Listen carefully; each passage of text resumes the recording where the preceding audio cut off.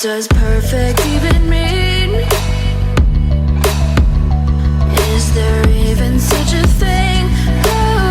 Ooh, can we switch up all the rules and imagine a utopia?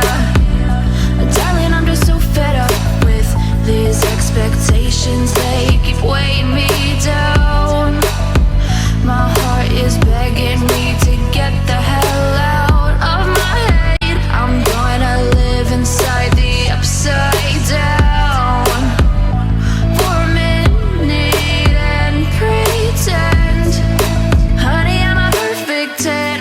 Whoa, whoa, honey, I'm a perfect 10. Whoa, whoa, and if I say it enough, it gets ingrained in my head, and I start to see